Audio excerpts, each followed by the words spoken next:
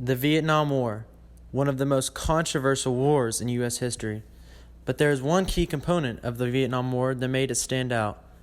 It was the first widely video-reported war the U.S. fought. Many technological improvements allowed for this, but this new publicity of the war affected the opinion of the public highly.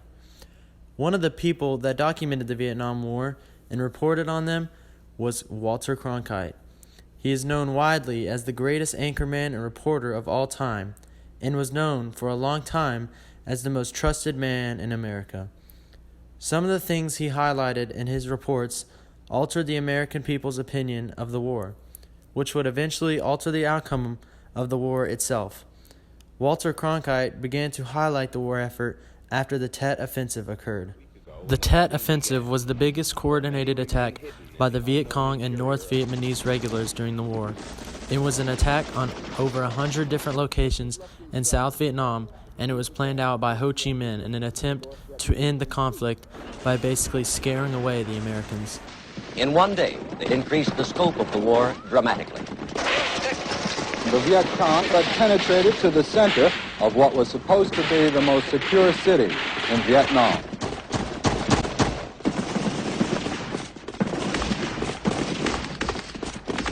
In total, the attack took the lives of 246 Americans in a single day on January 31st, 1968. When Cronkite first found out about the attack, it is known that he said, "What the is going on? I thought we were winning the war." This caused him to question if what the U.S. government was telling him about the war was true or not for the first time. So he decided to go to Vietnam and give the people of America what he had always given them, which was the truth.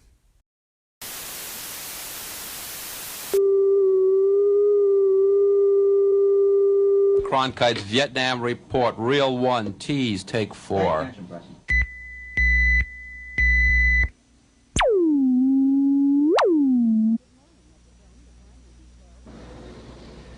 These ruins are in Saigon, capital and largest city of South Vietnam.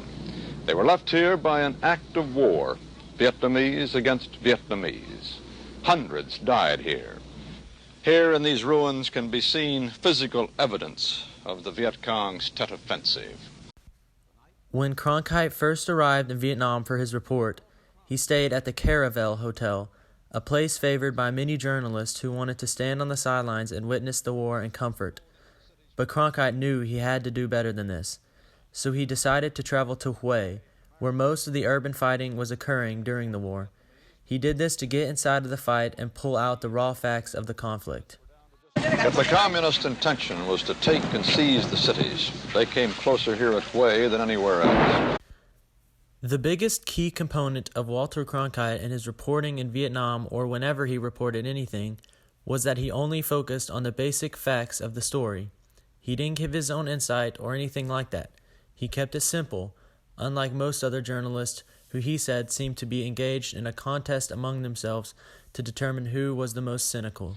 We talked to officials, top officials, civilian and military, Vietnamese and American. We toured damaged areas like this and refugee centers. One of those military officials that Cronkite talked with was General Crichton Adams, who was the leader of all the forces in Vietnam, and according to Cronkite's producer, Ernest Lizer, Abrams told him that they could not win the war and that the U.S. ought to find a dignified way out.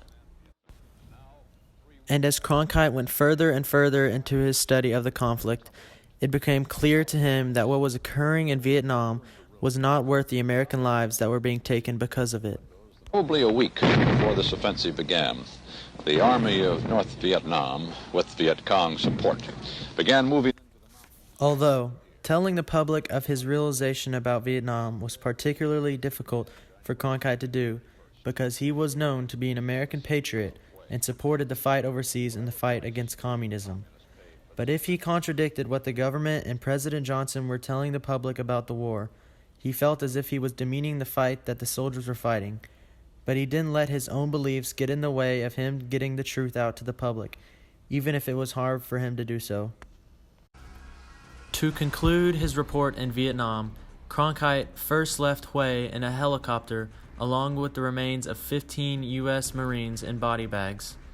He then traveled back to his studio in the States to conclude his report, and in his conclusion, he talked about the verdict he had come up with about the war.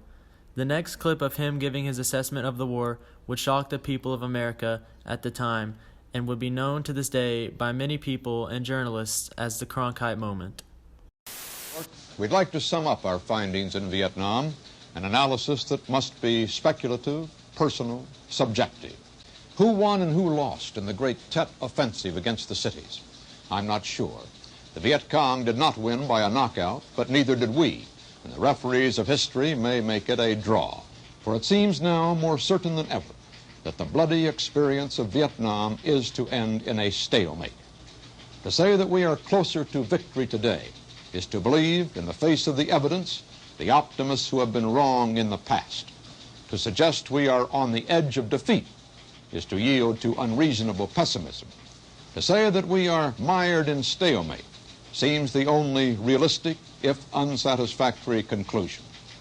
But it is increasingly clear to this reporter that the only rational way out then will be to negotiate, not as victors, but as an honorable people who lived up to their pledge to defend democracy and did the best they could.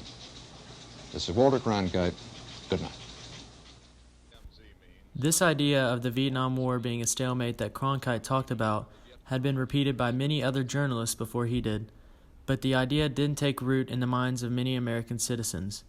But because Cronkite was known then as the most trusted man in America, people believed it when he said it, and it changed the view of the war for a large number of people. One of those people was President Lyndon B. Johnson. He responded to seeing the report by saying, "If I've lost Cronkite, I've lost Middle America." The report by Walter Cronkite in Vietnam was nonetheless a monumental report during the war. But still, many historians and analysts to this day debate on whether or not the report affected the American public's view of the war as much as it allegedly did. And I think that it should be even more clear to see that his report did indeed affect the public's view as much as the legend says. Before this conflict, it was common for people to trust the government and the politicians. But after this report, it became very common to have a staggering disbelief in politicians of our government. And this idea started with Cronkite's report on Vietnam. And that's the way it is.